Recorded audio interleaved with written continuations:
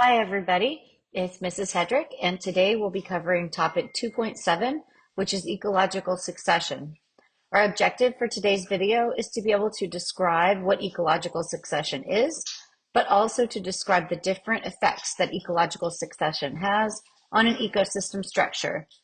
The skill that we'll be practicing at the end of the video is a data analysis skill, and it will involve looking at a set of data and trying to draw conclusions based on the trends we see in those data.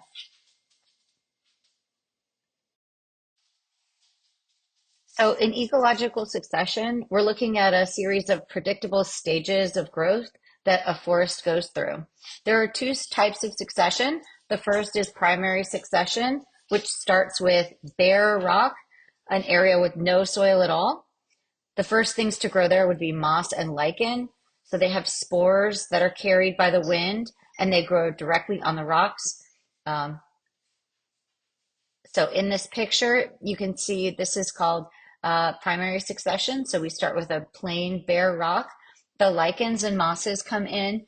They secrete a sort of acid in their growth, and that helps to break down the rocks. Additionally, they hold water close to the soil, which we know over time is going to break down rock. So then we start to have a small amounts of soil that are created. And the first plants that can grow are grasses and perennials that have small seeds and grow quickly. And then we'll move on to the next type of succession, which is secondary succession. So secondary succession starts with already established soil. So there's something that happened, say a fire or a tornado, or something that cleared out all of the plant life but left the soil behind. So in this process, we would already have seeds in the ground. We would already have an established layer of humus and broken down rock.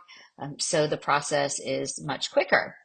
But after we get soil, the rest of the process of succession between primary or secondary is going to follow along the same path.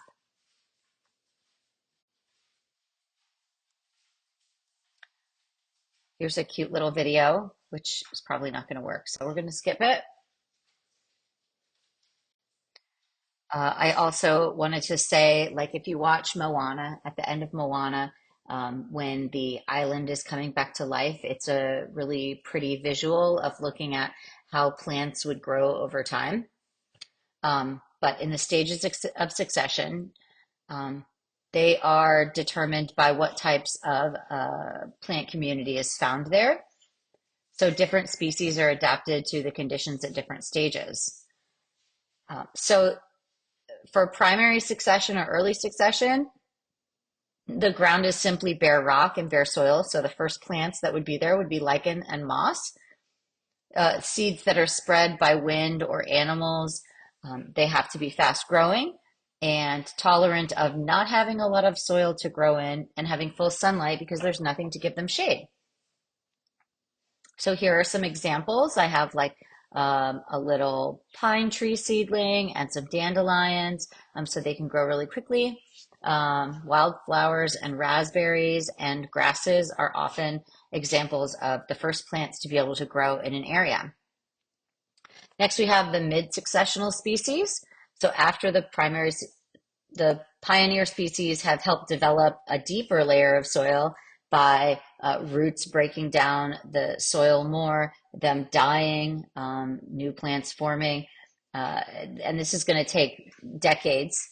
There'll be more nutrients in the soil and the soil will be deeper, so we can have some mid-successional species. These would be relatively fast-growing, larger plants, so they need deeper soils to be able to grow to a greater height. They also need to be sun tolerant because there won't be any shade.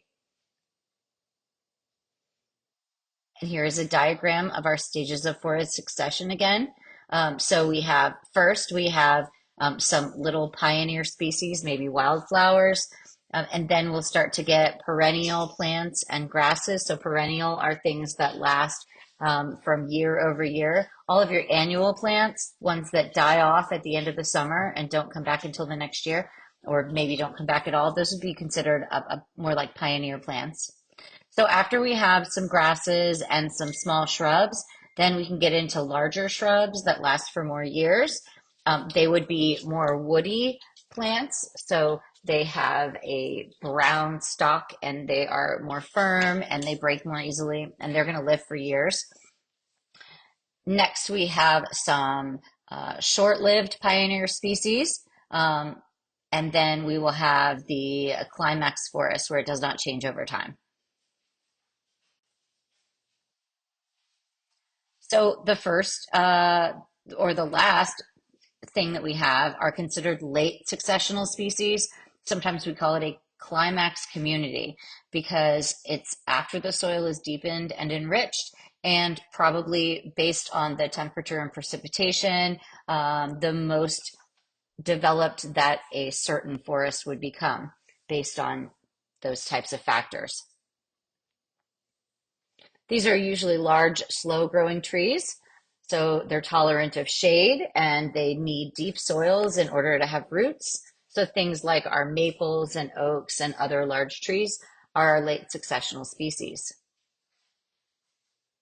Here's another image, and if you look at the brown that's going across the bottom here, you can see how we went from bare rock in primary succession to secondary succession where we have some soil, and then it continues to build a deeper and deeper soil layer.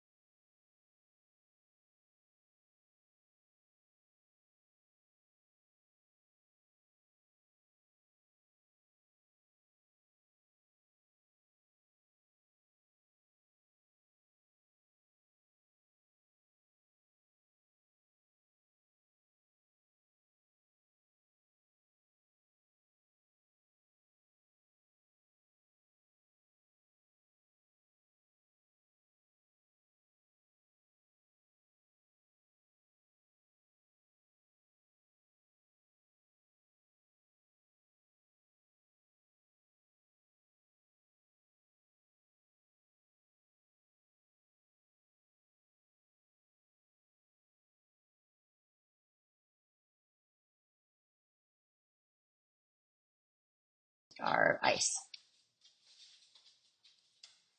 So secondary succession, again, is on already established soil. So I think of it as secondary starts with an S, like the word soil. So it already had plant material there.